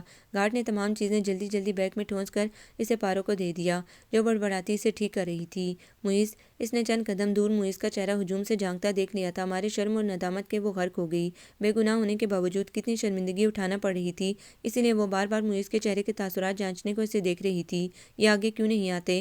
اجنبیوں کی طرح ہجوم میں کھڑے تماشا دیکھ رہے ہیں۔ ان مردوں سے بات کریں، انہیں سب بتا دیں۔ وہ تنہائی یہ ذلت برداشت کر رہی تھی۔ لاؤ بی بی، اب تم اپنا بیگ۔ گارڈ نے اس کا بیگ بھی فرش پر الٹ دیا۔ اس کے بیگ میں پارو کے مقابلے میں بہت کم چیزیں تھیں، چند سو روپے، کارڈ اور بال پین، ڈائری اور ارے یہ کیا؟ لاکٹ مل گیا۔ یہ ہے نا جناب آپ کا لاکٹ؟ اس نے پھٹی پھٹی آنکھوں سے بیگ کی بیرونی جیب سے برآمد ہونے والے اس ہیروں کے لاکٹ کو دیکھا جو گارڈ نے اٹھا کر دکاندار کے سامنے لہرایا تھا۔ اس کے لہجے میں خوشی اور فتح کا احساس چھلکتا تھا۔ ہاں ہاں، یہی ہے جناب، سیلز مین چلایا۔ یہ چور ہیں، فراڈ عورتیں۔ دوسرا لڑکا بھی چیخا۔ توبہ توبہ، شکل دیکھو اور کرتوت دیکھو، انہیں حوالات میں بند کروانا چاہیے، پولیس کو بلاؤ۔ کوئی اور صاحب چیخے۔ آوازیں تھیں، پتھر تھے جو سنسناتے ہوئے اس پر پڑ رہے تھے۔ وہ چیخنا چاہتی تھی، صفائی پیش کرنا چاہتی تھی۔ یہ سب میں نے نہیں کیا، میں نے یہ لاکٹ چوری نہیں کیا، میں چور نہیں ہوں۔ اس کے اندر ہنگامہ برپا تھا، رواں رواں چلا رہا تھا، مگر زرد چہرہ اور سفید ہونٹ سختی سے بند تھے۔ سب کے سامنے لاکٹ بیگ سے برآمد ہوا تھا۔ وہ لاکھ صفائی دیتی، چیختی، قسمیں اٹھاتی، کوئی نہیں یقین کرتا۔ اس نے مدد طلب نظروں سے پارو کو دیکھا۔ ذلیل گھٹیا، یہ کیا کیا تو نے؟ چوری کی؟ تو نے چوری کر کے ہمارے خاندان کو بیٹا لگا دیا۔ کس چیز کی کمی تھی تجھے؟ جو لینا تھا مانگ لیتی، مگر آج یوں سرے بازار عزت تار تار تو نہ کرواتی۔ تو مر کیوں نہ گئی؟ منحوس، پارو کا تھپڑ بھی اتنا تکلیف دہ اور اذیت ناک نہ تھا جتنی اس کی باتیں اور گالیاں۔ بڑے مجمع میں وہ اسے یوں ذلیل کر رہی تھی جیسے اسے جانتی نہ ہو۔ اس نے پھٹی پھٹی آنکھوں سے اسے دیکھا اور پھر ہجوم میں اس شناسا چہرے کو۔ کوئی بھی مشکل آئے تو مجھے اپنا ساتھ کھڑا پاؤ گی، یہ جملہ چند گھنٹوں پہلے ہی پورے اعتماد اور محبت سے کہا تھا اس نے۔ پھر اب وہ اتنا اجنبی ناآشنا لوگوں کی طرح ہجوم میں اتنی دور کیوں کھڑا تھا؟ پارو، میں نے یہ چوری نہیں کی، اس نے کپ کپاتے لہجے میں کہنا چاہا۔ توبہ توبہ، بے حیائی کی حد ہے، چوری اور سینہ زوری۔ ہمارے سامنے یہ لاکٹ تمہارے بیگ سے نکلا ہے اور تم انکار کر رہی ہو؟ کیا جادو سے تمہارے بیگ میں چلا گیا تھا؟ دکاندار کی آواز اسے پاتال میں اتار گئی۔ سارے حوصلے دم توڑ گئے۔ ایسی نوسرباز عورت کو معاف نہیں کرنا چاہیے۔ پولیس کے چھتر پڑیں گے تو سیدھی ہو جائے گی، ساری چوریاں مان جائے گی۔ بالکل بالکل، پولیس کو فون کرو، بھاگ نہ جائے۔ نہیں، رک جائیں آپ لوگ۔ دیکھیں بھائی، آپ کا جو مال چوری ہوا تھا وہ تو آپ کو مل گیا نا، اب آپ پولیس کو نہ بلائیں، اس لڑکی کو جانے دیں، اسے تو سزا ہم دیں گے، اس نے آج جو کچھ کیا ہے معاف نہیں ہو سکتا۔ پارو نے دکاندار سے کہتے ہوئے دانت پیس کر اسے دیکھا۔ نہیں جی نہیں، یہ بھی ان چال باز عورتوں کی چال ہوتی ہے، ایک پکڑی گئی تو دوسری معصوم بن کر چھڑا لے جاتی ہے۔ دونوں کو پکڑ کر پولیس کے حوالے کریں۔ بالکل، دونوں ہی ایک ہیں، دونوں کو نہ جانے دیں۔ لوگوں کے مشورے تھے اور سب ہی ایک ہی بات کہہ رہے تھے کہ دونوں کو پولیس کے حوالے کرو۔ پارو کی آنکھوں میں خون اتر آیا تھا۔ میں انسپکٹر رحمان ہوں، یہ میرا کارڈ ہے، آپ لوگ اپنا اپنا کام کریں، چلیں، میں ان دونوں خواتین کو دیکھ لیتا ہوں۔ مجمع میں سے وہ سول ڈریس میں ڈیسنٹ سا بندہ آگے بڑھ کر بولا تو سب نے چونک کر اسے دیکھا۔ جناب، یہ لاکٹ اس لڑکی کے بیگ سے نکلا ہے اور یہ اس کی ساتھی ہے، دونوں بھاگنے کی کوشش میں تھی کہ پکڑی گئیں۔ آپ انہیں پولیس اسٹیشن لے جائیں، اور بھی بہت سی وارداتوں کا علم ہو جائے گا، ایسی عورتیں بمشکل ہاتھ آتی ہیں۔ دکاندار نے واقعہ دوبارہ اسے سناتے ہوئے مشورہ بھی دیا۔ ٹھیک ٹھیک، آپ لوگ چلو اپنا اپنا کام کرو، بھیڑ ختم کرو، چلو چلو، شاباش، اپنی دکانیں سنبھالیں، یہ کیس پولیس کا ہے، ہم جانیں۔ اور یہ لوگوں کا اس تماشے سے جی نہیں بھرا تھا مگر بادل ناخواستہ ادھر ادھر ہو گئے تھے۔ آؤ بیوی میرے ساتھ، اس نے اس کی طرف مڑ کر کہا اور آگے چل دیا۔ عزوہ کو لگا یہ آخری سانسیں ہیں، ابھی سانس بند ہو جائے گا۔ ٹانگوں سے جان نکل رہی تھی، اس کے قدم زمین میں دھنس گئے تھے۔ اس نے پارو کو دیکھا جو سخت دہشت اور غصے میں مسلسل اسے گالیاں دے رہی تھی، برا بھلا کہہ رہی تھی۔ پھر اس نے اس اپنے چہرے کو کھوجا جو چند قدم دور پتھریلے چہرے اور منجمد تاثرات سمیت موجود تھا۔ اس کا سانس حقیقتاً بند ہونے لگا۔ تو یہ شخص بھی، یہ بھی مجھے مجرم سمجھتا ہے؟ اس کے ڈگمگاتے قدموں نے زمین یکدم ہی چھوڑ دی تھی۔ امید ہی پر تو قدم زمین پر مضبوطی سے جمتے ہیں، دنیا کا کاروبار چلتا ہے اور جب یہی نہ رہے تو ایسے ہی زمین سے قدم اکھڑتے ہیں، جیسے تیز آندھی میں درخت جڑ سے اکھڑ کر گر جاتے ہیں۔ پوچھیں اس سے، پوچھیں، کبھی کوئی کمی کسی چیز کی تھوڑ ہونے دی ہم نے؟ اپنے بچوں کی طرح پالا پوسا، ان کے منہ کا نوالا چھین کر اسے کھلایا، اس دن کے لیے کہ بڑے بازار میں دو خاندانوں کی عزت نیلام کر دے۔ ارے اتنی بے حیائی، ڈیٹائی، یہ بھی شرم نہ کی کہ منگیتر کے ساتھ ہے، کیا کہے گا؟ چچی جان نے حشر برپا کر رکھا تھا۔ یہ چند گھنٹے جو بے ہوشی کی صورت تھے اسے نعمت سے کم نہیں لگے تھے۔ ان چند گھنٹوں میں کیا ہوا، کس نے کیا کہا، وہ یہاں کیسے پہنچی، کون لایا، اسے بالکل معلوم نہیں ہوا۔ ہاں بس آنکھ کھلنے اور کان سننے کے قابل ہوئے تو ایک طوفان سا مچا تھا۔ چچی جان چچا میاں کو اس کی داستان خوب بڑھا چڑھا کر سنا رہی تھیں۔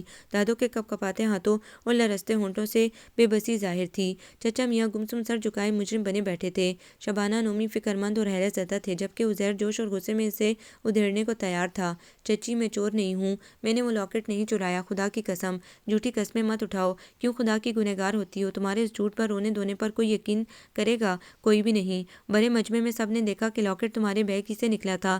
وہ تو پارو تھی وہاں، اتنی ذلت اور شرمندگی کے باوجود تمہیں وہاں سے گھر لے آئی۔ کاش تم بے ہوش ہونے کے بجائے مر جاتی، اتنی شرمندگی میرے مولا، سارا خاندان مجھ پر تھو تھو کر رہا ہے، میں تو منہ دکھانے کے قابل نہیں رہی، میری معصوم بہن اس بے غیرت کی وجہ سے خواہ مخواہ بدنام ہو گئی۔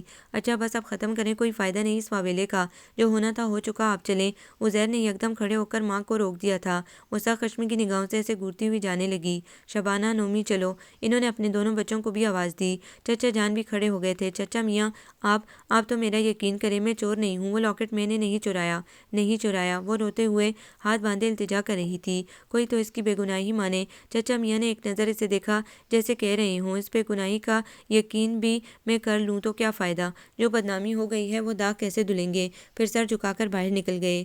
دادو، دادو، وہ بلک بلک کر رو رہی تھی، اتنے گھنٹوں کی جامد خاموشی، گھٹن اور بے بسی تھی جو آنسوں کی راہ ابل ابل کر باہر نکل رہی تھی۔ دادو، آپ کو بھی میرا یقین نہیں، آپ تو میرے اندر بھی دیکھ سکتی ہیں۔ ہیں۔ آپ نے کہا تھا نا کہ میں شفاف آئینہ ہوں، اندر باہر سے ایک۔ آپ تو یقین کر لیں میں نے وہ سب نہیں کیا، پتہ نہیں کیسے وہ میرے بیگ میں آ گیا۔ دادو کی آنکھوں سے آنسو بہہ رہے تھے اور وہ اسے بغور دیکھ رہی تھی۔ دادو آپ جانتی ہیں نا، اور وہ ان کا ہاتھ تھامے جیسے یقین حاصل کرنا چاہتی تھی۔ ہاں میری بچی، میں تو جانتی ہوں تو سچی ہے، تو معصوم ہے، مگر سب نہیں جانتے، یہ سب نہیں جانتے۔ تیری چچی، چچا معیز، وہ سب لوگ جو بازار میں تھے، وہ جو ہجوم تھا، وہ نہیں جانتے۔ وہ باطن میں دیکھنے کے قابل نہیں، وہ ظاہر دیکھتے ہیں اور ظاہر جو نظر آتا ہے اس پر یقین کر لیتے ہیں۔ دادو کی بات حرف بحرف سچ ثابت ہوئی تھی۔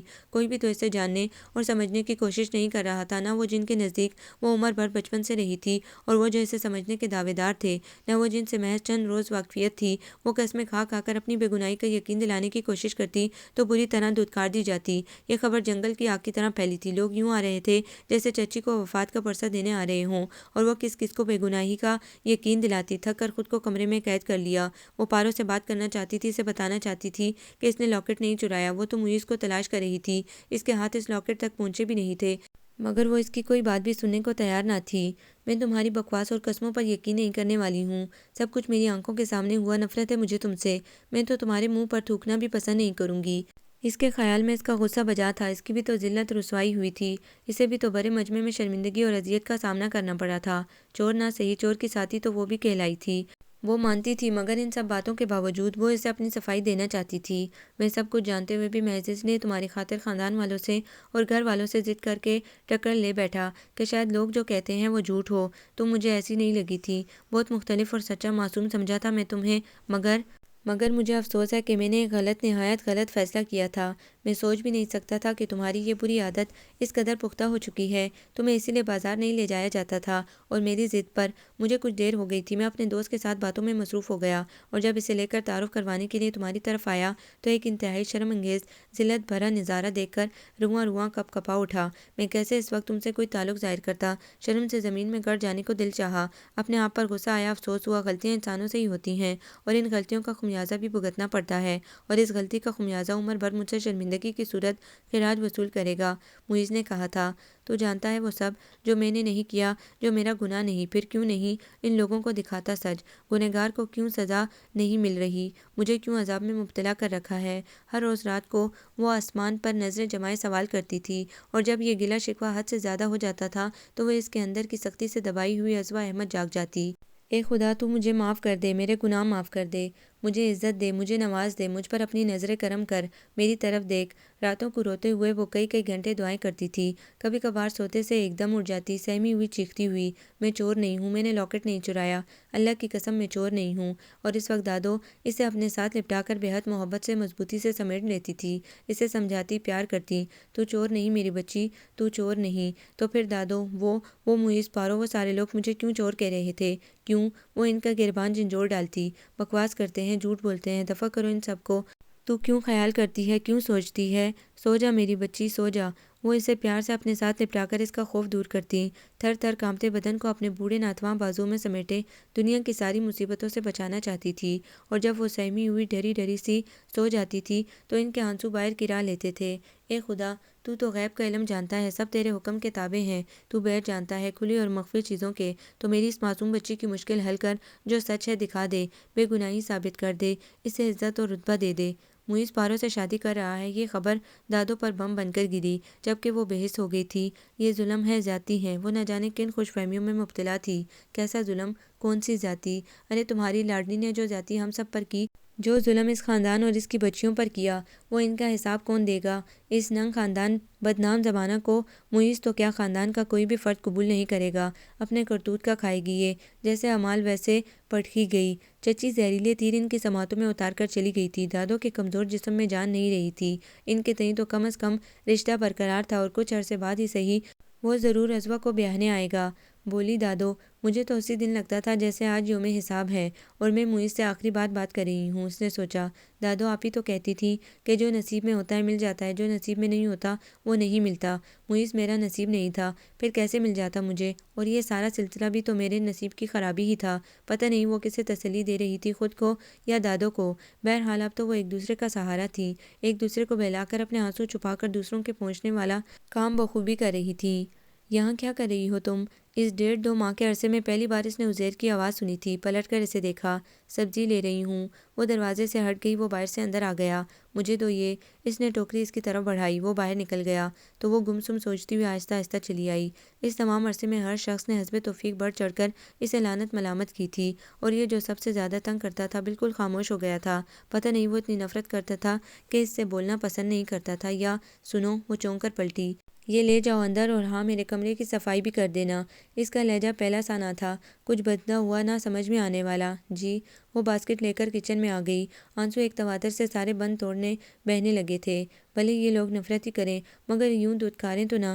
اجنبی، سرد، بیگانے انداز سے اس اندر تک کاٹ ڈالتے تھے۔ وہ بڑھ بڑھ کر سب کے کام کرنے والی، سب کی ضرورتوں کا خیال رکھنے والی۔ صبح ہوتے ہی اس کے نام کی پکار اٹھتی تھی، اور رات تک یہ پکار ادھر ادھر یہاں وہاں سے آتی رہتی تھی۔ اور اب نومی، شبانہ، جو بھائی بہن جیسے تھے، بہت عزیز تھے، اب ماں کی وجہ سے اس سے نظر چرا کر ادھر ادھر نکل جاتے تھے، بات تک نہیں کرتے تھے۔ اور عزیر سے تو نہ اسے گلہ تھا نہ شکایت، وہ تو پہلے ہی اس سے بے انتہا تنگ تھا، نفرت کرتا اور برا بھلا کہتا تھا، مگر آج اس کے محض 2 جملوں نے ساری برف پگھلا دی تھی۔ وہ نہایت جان فشانی سے اس کا انتہائی گندا کمرہ صاف کر رہی تھی۔ بھلا چچی کو کہاں عادت تھی ایسے کاموں کی؟ رہی شبانہ تو وہ لاپرواہ اور لاڈلی تھی۔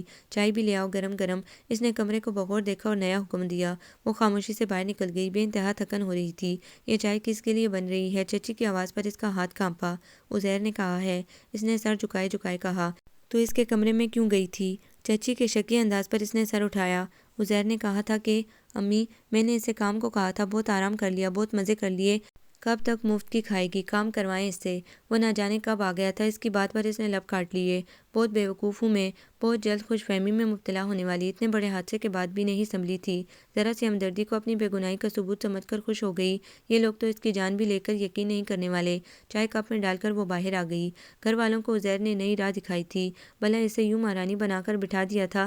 اس کے جرم کی سزا تو یہ تھی کہ اسے دگنا کام لیا جاتا۔ چچی تو خود یہی چاہتی تھی، بس ذرا نہ آڑے آتی تھی۔ بیٹے کی شے پر تو دوبارہ سے وہی حکم، وہی آرڈر ملنے لگے تھے۔ سارا کام کر کے بھی تانے اور گالیاں۔ زندگی اتنی کانٹوں بھری اور بے بس ہو گئی تھی کہ کبھی کبھی تو وہ بے اختیار مر جانے کی دعا کرتی تھی۔ وہ واقعہ اس کے اندر زخم کی طرح موجود تھا، اور ہر روز کوئی نہ کوئی بات نشتر کی طرح زخم کو ادھیڑ ڈالتی تھی۔ لہو رسنے لگتا تو دل بھی ٹکڑے ٹکڑے ہو جاتا۔ پارو شادی کے بعد آئی تو بے انتہا خوش تھی، کھلی کھلی، پہلے سے بھی حسین۔ معیز البتہ کچھ خاموش تھا۔ وہ تو کچن سے نکلی ہی نہیں، نہ کسی نے اسے ملنے کی کوشش کی۔ رات کو کھانے کے بعد وہ لوگ چلے گئے تو باہر آئی۔ گناہ تو میں نے بھی نہیں کیا تھا، یہ بھی تو ساتھ تھی، پھر ساری خوشیاں اس کے حصے میں کیوں آئیں، اور سارے غم تکلیفیں مجھے کیوں ملی ہیں؟ وہ خدا سے شکوہ کرنا تھی۔ ہر نیا دن اس کے لیے مزید اذیت لا رہا تھا۔ چچی کا ظلم اور عزیر کی بدتمیزیاں بڑھتی جا رہی تھی، اور اس کی برداشت کی حد اتنی ہی تیزی سے کم ہو رہی تھی۔ جب آپ ناکردہ گناہوں کی سزا بہت دنوں تک سہتے رہیں تو آپ کے اندر ایک باغی جنم لیتا ہے جو بغاوت اور سرکشی پر اکساتا ہے، اور وہ اپنے اندر کی اس سرکشی سے خاصی خوفزدہ تھی۔ انہی دنوں عزیر نے ایک نیا ہنگامہ، ایک نیا دھماکہ کر دیا۔ جوان جہاں لڑکی کو گھر میں رکھا بھی نہیں جا سکتا، ارے میری ذمہ داری ہے، وہ کیسے آنکھیں بند کر لوں؟ خاندان سے تو کوئی نام لینا بھی پسند نہیں کرتا اس نے، ہمارے ساتھ جو کیا سو کیا، ہم کیسے لوگوں کی باتیں برداشت کریں؟ عزیر میرے کہنے پر مان گیا ہے، حسبہ کو اپنانے پر تیار ہے، اگلے جمعے سادگی سے ان کا نکاح کر دیں گے۔ وہ حیرت زدہ گمسم چچی کی باتیں سن رہی تھی۔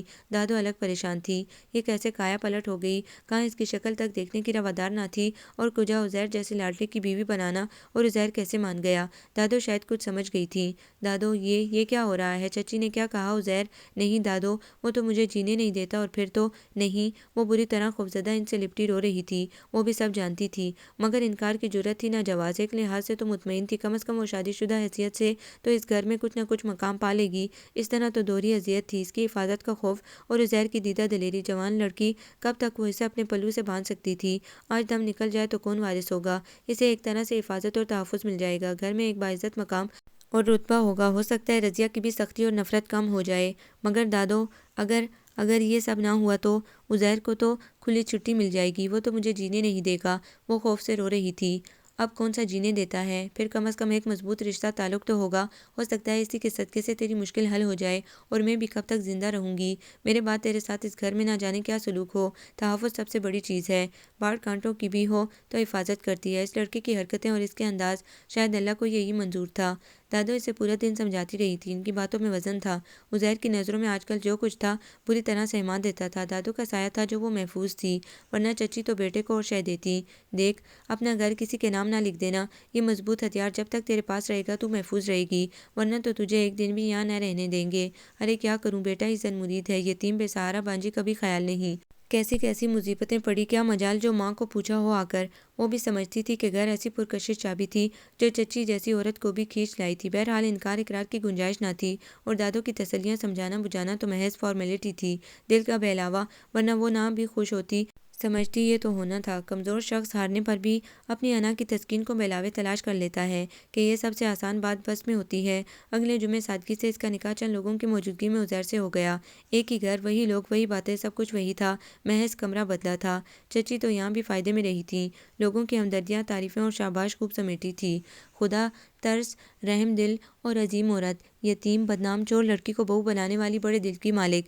عزیر انتہائی بے رحم اور ظالم شخص تھا، اس کی اصلیت تو اب کھلی تھی۔ دن بھر جان ماری کے بعد پہلے وہ رات کے چند گھنٹے تو سکون سے گزار لیتی تھی، دادو کی آغوش میں زخموں پر مرہم سے لگنے لگے تھے، بوجھ ہلکا ہو جاتا تھا اس سے دن بھر کی باتیں کر کے۔ ان کی نصیحتیں، اچھے دنوں کی آس، اسے اگلے روز پھر سے فعال کر دیتی تھی، مگر اب دن بھر کی مشقت اور تھکاوٹ کے بعد رات کو بھی آرام نہ تھا۔ وہ صرف جسمانی ہی نہیں، ذہنی اور دلی تکلیف بھی دے کر خوش ہوتا تھا۔ وحشی، تشدد پسند، اسے تو بولنے تک کی اجازت نہ تھی۔ شادی کے اگلے روز صبح ہی اس نے اسے چلنی چلنی کر دیا تھا۔ وہ بیڈ شیٹ جھاڑ رہی تھی، سگریٹ کا پیکٹ، آج جلے ٹکڑے، کچھ کاغذی پھول، سب سمیٹے، تکیہ اٹھایا تو اس کا پرس نیچے دھرا تھا۔ ٹھیک کرنے کے خیال سے ہاتھ میں لینا غضب ہو گیا تھا۔ یہ کیا کر رہی ہو تم؟ اس کے فولادی ہاتھ نے اس کا بازو جکڑ لیا۔ میں ٹھیک، وہ ہکلا سی گئی۔ چھوڑ دو اپنی گندی اور بری عادتیں، یہ چوری کی عادت اب نہیں چلے گی۔ 1 روپے میرا غائب ہوا تو میں کھال اتار دوں گا، خبردار جو آئندہ میرے پرس کو ہاتھ لگایا یا میری کسی چیز کو چھوا۔ اس کا زہریلا لہجہ اس کے اندر خوف اور غم سے دھواں سا بھر گیا۔ وہ آگ لگا کر چلا گیا تھا اسے ذلیل کر کے۔ اس کے نزدیک اس کی حیثیت کیا تھی، یہ اس نے بہت اچھی طرح واضح کر دیا تھا۔ ہر روز نئے زخم، ہر روز نئی اذیت، اس کی کسی چیز کو ہاتھ لگانے کی جرأت تھی نہ اجازت۔ وہ تو محض اس کی نوکرانی تھی، دن بھر کام کرنے والی اور رات کو اس کی آسودگی کی خاطر اذیت سہنے والی۔ محض 2 وقت کی روٹی اور اتنی مشقت، ذلت، دنیا کی ہر خوشی، آرام، راحت اس پر حرام تھا۔ دن رات کانٹوں پر بسر ہو رہے تھے۔ اس کی واحد خمسار ہمدرد دادو کو بھی اس سے چھین لیا گیا تھا۔ جہاں وہ چند گھڑیوں کو دادو سے بات کرنا چاہتی، چچی آ جاتی۔ یہ کیا ہو رہا ہے؟ ارے وہاں سارا کام پڑا ہے اور تو یہاں باتیں کر رہی ہے، تیرے باپ نے نوکر نہیں رکھے یہاں، وہ چیخ چیخ کر کہتی۔ اور اماں، تم بھی اب خدا کے لیے اس کی جان چھوڑ دو، بیڑا غرق تو کر دیا اس کا، اب اور کیا پٹیاں پڑھاتی رہتی ہو؟ یہ میری بہو ہے اور میری اجازت کے بغیر یہاں وہاں نہیں بیٹھے گی۔ خدا کی مار پڑے ایسی عورتوں پر، نہ گھر کی پرواہ نہ شوہر کا غم، میرا بچہ۔ وہ آہ بھر کر یوں کہتی جیسے وہ دنیا کا مظلوم ترین شخص نہ جانے کتنی مشکل سے زندگی گزار رہا تھا۔ وہ دن بدن خاموش اور کم گو ہوتی جا رہی تھی۔ پہلے بھی وہ خاموشی رہتی تھی، مگر اب تو دادو سے بھی بات کرنے کی اجازت نہ تھی، تو وہ کس سے اپنا دکھ کہتی سنتی؟ اس کی باتیں تو سننے والا نہیں سنتا تھا، پھر کیا کہتی اور کس سے؟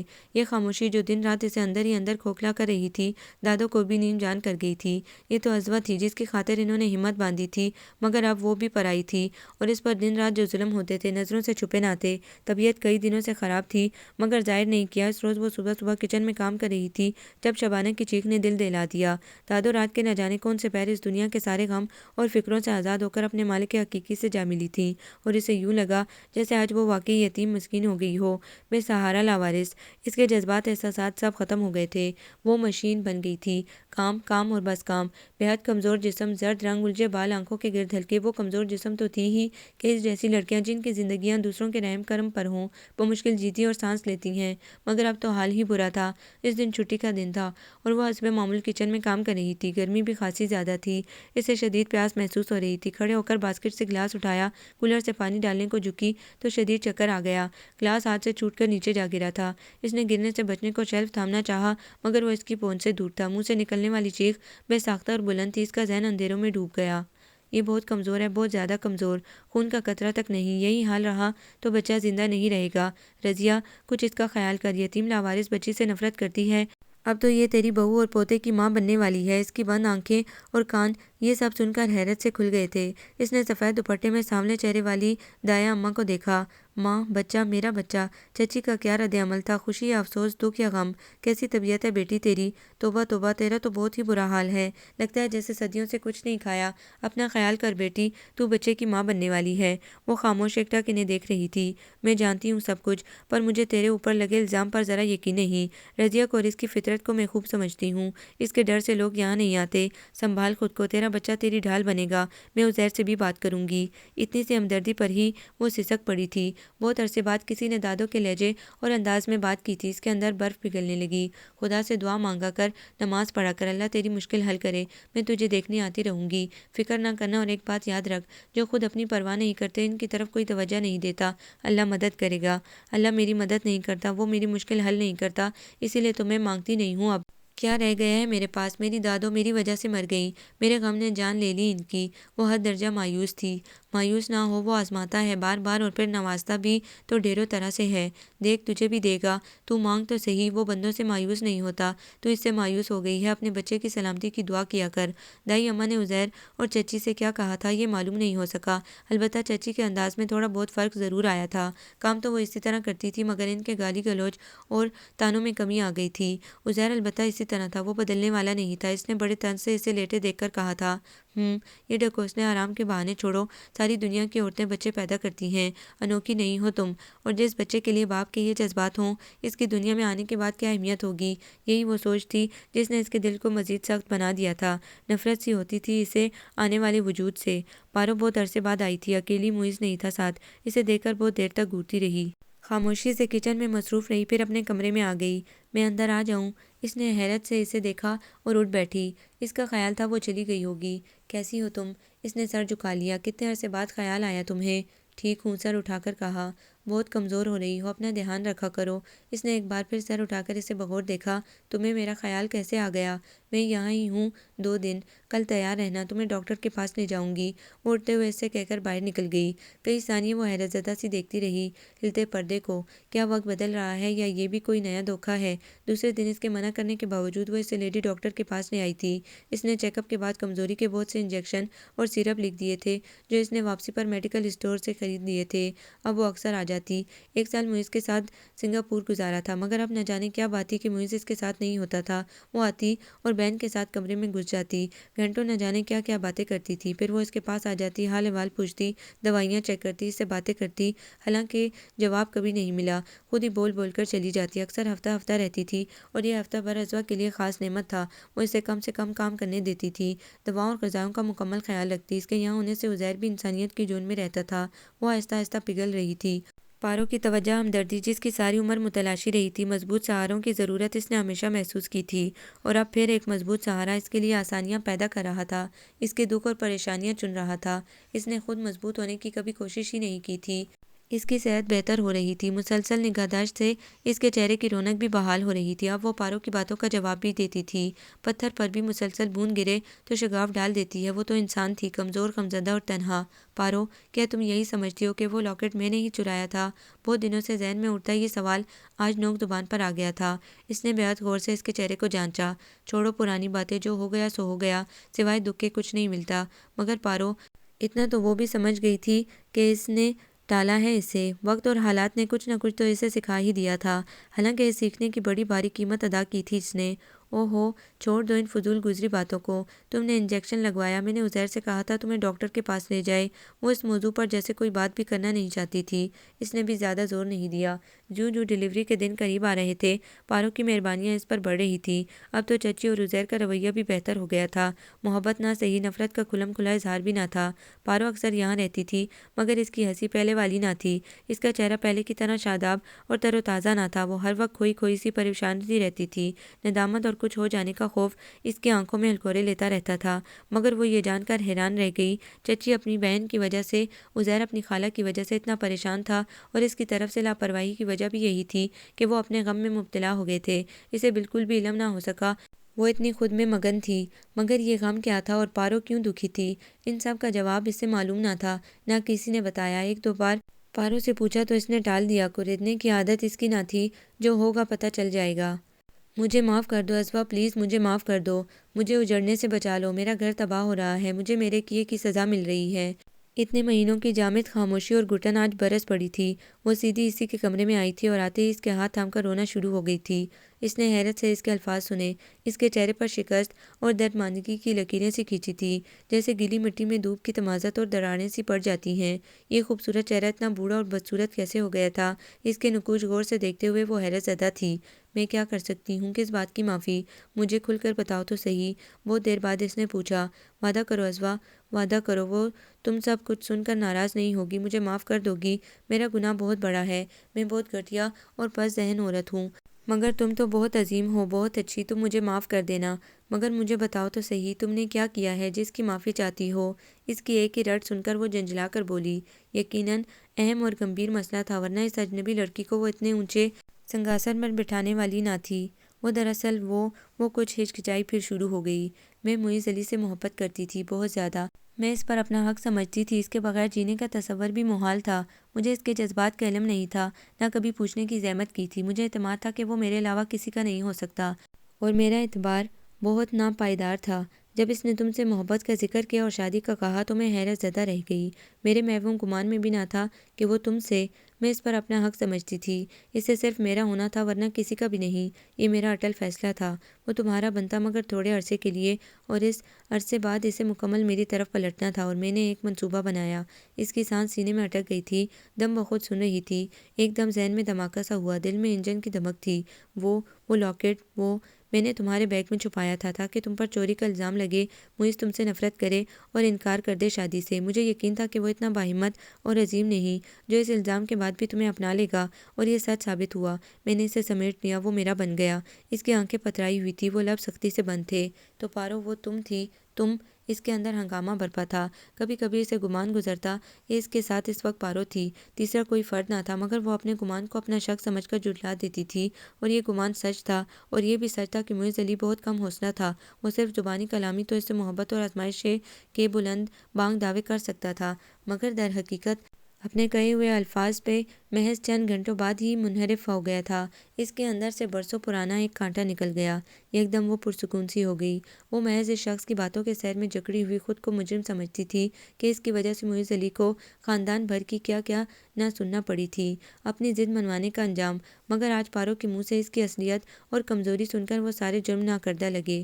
تم بے گناہ تھی عزوہ، میں نے تمہارے ساتھ بہت برا کیا۔ وہ اب بھی رو رہی تھی۔ عزوہ کے اندر لاکھوں آوازیں گونجی۔ میں نے جو کچھ کیا اپنی غرض، اپنی محبت پانے کے لیے کیا، مگر یہ ظلم کرتے وقت، اس گناہ کا بیج بوتے وقت میں بھول گئی اس خدا کو جس کی لاٹھی بے آواز ہے۔ مجھے ایک پل سکون کا نہیں ملا۔ میں ڈری ڈری رہتی تھی، خوف زدہ، کہیں اصل بات نہ کھل جائے، کسی کو پتہ نہ چل جائے۔ اسی سے بچنے کو میں نے عزیر کو تیار کیا کہ وہ تم سے شادی کر لے، اور اس کے دباؤ اور خوف سے تم میرے بارے میں جان کر بھی کچھ نہ کر سکو۔ میرا منصوبہ کامیاب رہا، مگر جس شخص کی محبت حاصل کرنے کے لیے میں نے یہ سب کیا، وہ پھر بھی میرا نہ بن سکا۔ میرے وقتی سہارے اور مرہم پٹی سے متاثر ہو کر شادی تو کر لی، مگر مجھے محبت نہ دے سکا۔ وہ کمزور شخص یہ یقین ہی نہیں کر سکا کہ تم سے محبت کر کے خوش تھا یا گوا کر افسردہ۔ اس کا دل خالی، اور وہ خود احساس جرم میں مبتلا تھا کہ اس نے محض لوگوں کے کہنے پر تمہاری بات نہ سنی، تمہیں صفائی کا موقع نہ دیا۔ شاید یہ تمہاری آہیں تھی یا بے گناہی۔ میں ان 3 سالوں میں ایک پل سکون سے نہیں رہ سکی۔ معیز کو بچے پسند ہیں، بہت زیادہ، اور میں ماں نہیں بن سکتی ہوں۔ اس نے ایک نگاہ اس پر ڈالی، پھر جھکا لی۔ وہ اعتراف کر رہی تھی اپنے گناہوں کا، اور یہ سن رہی تھی۔ مجھے بٹے ہوئے منتشر لوگ پسند نہیں تھے۔ میرا معیز سے جھگڑا ہونے لگا، اور ہر روز کی چک چک سے تنگ آ کر اس نے مجھے یہاں بھیج دیا۔ جب سے اسے پتہ چلا ہے کہ میں ماں نہیں بن سکتی ہوں، وہ مجھ سے شدید نفرت کرنے لگا ہے، اور اب وہ مجھے طلاق دے رہا ہے۔ وہ پھوٹ پھوٹ کر رو دی تھی، جبکہ وہ بے حد سنجیدہ اسے خاموشی سے دیکھ رہی تھی۔ آج 3 سال گزرنے کے بعد اس کا یہ اعتراف جرم اس کے لیے کیا معنی رکھتا؟ جو ظلم و ستم اس نے سہے تھے، ذلت اور تحقیر، جو اب بھی راتوں کو اسے گہری نیند سے جگا دیتی تھی، اس 3 سال سے زائد عرصے میں وہ کسی سے نظر ملا کر بات بھی نہیں کر سکی تھی۔ اس کی عزت انا پامال ہو گئی تھی۔ تم مجھے معاف کر دو گی نا؟ تم اگر چاہو تو میرا برباد کر پھر سے بن سکتا ہے۔ میں؟ ہاں تم، صرف تم۔ معیز سے ایک بار میری سفارش کر دو، اسے کہو مجھے طلاق نہ دے۔ وہ بھلے اولاد کی خاطر دوسری شادی کر لے، مگر مجھے طلاق نہ دے۔ میں تباہ ہو جاؤں گی، کہاں جاؤں گی؟ مجھے تو لوگ جینے بھی نہیں دیں گے۔ میرا اس سے کوئی تعلق نہیں، وہ میری بات کیوں مانے گا؟ تمہاری بات مان لے گا، تمہاری ہی تو مانے گا۔ رنجش سے کیا تعلق ٹوٹ جاتے ہیں؟ تم سے تو بہت گہرا تعلق تھا۔ اس نے حیرت سے اسے دیکھا۔ گہرا تعلق کمزور عارضی بودا تھا، ان رنجشوں سے تو بہت کچھ ٹوٹ جاتا ہے۔ تعلقات تو معمولی بات ہے اور تمہیں یہ غلط فہمی ہے کہ وہ میری بات مان لے گا۔ مجھے یقین ہے، خدا کے لیے ایک بار اسے کہو مجھے طلاق نہ دے، خود سے جدا نہ کرے، میں جی نہیں پاؤں گی۔ وہ تنزیہ ہنسی۔ مرنا اتنا آسان ہوتا تو میں کب کی مر چکی ہوتی۔ دیکھو میں نے تم سے معافی مانگ لی ہے، تم اگر جذبات کی بجائے عقل سے کام لو تو ہم دونوں کا فائدہ ہے۔ اس کے التجا کرتے لہجے میں واضح تبدیلی تھی۔ تم اپنے ہونے والے بچے کے ساتھ یہ سب برداشت نہیں کرو گی۔ کل وہ بڑا ہوگا تو تمہاری عزت اس کی نظر میں دو کوڑی کی بھی نہیں ہوگی، بلکہ اس بچے کے لیے شاید تمہارا وجود بھی قابل قبول نہ ہو۔ اس کی دھمکی پر وہ زور سے ہنس پڑی۔ آج بھی اس کے لہجے میں فرعونیت تھی۔ اسی غرور پر وہ اتنی بڑی شکست اٹھا چکی تھی، مگر ابھی بھی انا کے ناک میں فنکار تھی، اگرچہ اس پر چونٹیاں چڑھ کر اسے نوچنا شروع ہو گئی تھی۔ اچھا، اگر یہ سودا ہے، لین دین ہے، بھاؤ کرنا ہے تو پھر میری بھی شرط ہے۔ آج برسوں پرانی ازوا کی جگہ ایک نئی ازوا کھڑی تھی۔ کیا تم میرے ساتھ اسی جیولر کی دکان پر جاؤ گی، وہاں سب کے سامنے اتنی ہی بڑے ہجوم میں اعتراف کرو گی کہ وہ لاکٹ میں نے نہیں تم نے چرایا تھا، اور پھر یہ خبر خاندان بھر میں اسی طرح گردش کرے گی جیسے میری دفعہ جگہ جگہ اشتہار لگوا دیے گئے تھے۔ اس کے بعد میں محیط سے کہوں گی کہ وہ تمہیں کبھی خود سے جدا نہ کرے، نہ ہی دوسری شادی کرے، طلاق بھی کبھی نہ دے گا تمہیں۔ وہ بولو منظور ہے؟ اس کے اندر کی آگ پر ایک یہی چینٹا پڑتا تو وہ ٹھنڈی ہوتی۔ پارو حیرت اور خوف سے منہ کھولے اسے دیکھ رہی تھی، جو اس کے خیال میں کبھی انکار کی جرات نہیں کر سکتی تھی۔ اسی لیے تو وہ اتنے استحقاق سے ساری رام کہانی اسے سنا کر ہمدردی بٹورنے کی آس میں آئی تھی، مگر یہاں تو پانسا ہی پلٹ گیا تھا۔ ہرگز نہیں، مجھ کو پتہ چل گیا تو مجھ پر تھوکے گا بھی نہیں، اور سارا خاندان کبھی نہیں۔ اس نے صاف انکار کر دیا۔ تو پھر ٹھیک ہے، جاؤ، جا کر اپنے اعمال کی سزا بھگتو۔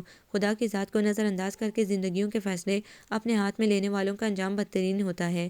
میں معاف نہیں کروں گی، جو کر سکتی ہو کر لو، اپنی بہن کو بانجی کو جتنا بھڑکا سکتی ہو بھڑکا لو میرے خلاف، مگر میں تم جیسی عورت کو معاف کر کے بدی کی پرورش نہیں کروں گی۔ معاف کرنا بہت عظیم فعل ہے، ولیوں کا منصب، اور میں بہت حقیر عاجز ہوں، مجھ میں نہ اتنی عظمت ہے نہ حوصلہ۔ اس نے بے حد سکون سے کہہ کر اس کے چہرے سے نگاہیں ہٹا لیں۔ اسے صرف یہ علم تھا کہ آج وقت اس کی مٹھی میں ہے اور وہ ماں بننے والی ہے، اور اس نے اپنے اسی حق کو استعمال کیا تھا۔ وہ جانتی تھی اس میں اتنے بڑے مجمع میں وہ سب سچ برداشت کرنے کی ہمت نہ تھی، نہ ہی وہ خاندان والوں کی باتیں برداشت کر سکتی تھی۔ تم اس کے پاس رہو یا میری تجویز مان لو، دونوں صورتوں میں شکست تمہارا مقدر اور بے سکونی، بے آرامی اور نفرت تمہارا نصیب ہوگی۔ میں نے بہت دعائیں کی، بہت مانگا، التجائیں کی، مگر میری کوئی دعا قبول نہ ہوئی تو میں شکوہ گزار بن گئی، ڈھیروں شکوے کیے، گناہ کیے، مگر آج مجھے علم ہو گیا کہ دعا کی قبولیت کا وقت مقرر ہوتا ہے، اور یہ وقت بالکل درست ہوتا ہے۔ اسی وقت کا انتظار مجھے اور میری دعاؤں کو تھا۔ اس کا پرسکون انداز، مطمئن چہرہ اسے جلا گیا۔ میں تجھے بھی یوں خوش رہنے نہیں دوں گی۔ میری بہن کے گھر میں تو مہارانی بن کر رہے، میں بے اولاد رہوں اور تو ماں بنے، یہ نہیں ہو سکتا۔ تو دیکھ میں تجھے اس انکار کی کیا سزا دیتی ہوں۔ وہ زہریلے لہجے میں دھمکی دے کر نکل گئی تھی۔ اس نے انتہائی طویل سکون بھری سانس لی۔ آج 3 برسوں بعد وہ اس دنیا میں دوبارہ جنم لے رہی تھی۔ اس کی آنکھیں اس کمرے کو، اس کی ایک ایک چیز کو یوں دیکھ رہی تھی جیسے پیدا ہونے کے بعد بچہ پہلی دفعہ دنیا کو حیرت سے دیکھتا ہے۔ اس نے اپنا معاملہ اللہ پر چھوڑ دیا تھا، اور وہ واقعی بہترین انصاف کرنے والا تھا۔ اس سے ساری خوشیاں، عزت اور احترام ملے گا، یہ بھی یقین تھا۔ وہ خاموشی سے باہر آئی، وضو کیا۔ چچی نے حیرت سے اسے وضو کرتے دیکھا۔ عصر کی نماز میں ابھی وقت تھا۔ اس نے ململ کے دوپٹے سے چہرہ صاف کیا۔ اس کے چہرے پر ایک انوکھی اور روشن چمکیلی سی چمک موجود تھی۔ اس کا اطمینان قابل دید تھا۔ وہ کمرے میں داخل ہوئی۔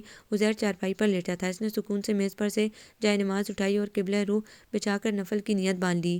اسے اپنے ہاتھ پر کسی کی گرفت محسوس ہوئی۔ آنکھیں کھول کر دیکھا، عزیر اس کے قریب گھٹنے دورے کیے بیٹھا تھا، دونوں ہاتھوں سے اس کی گیلی ہتھیلیاں جکڑے۔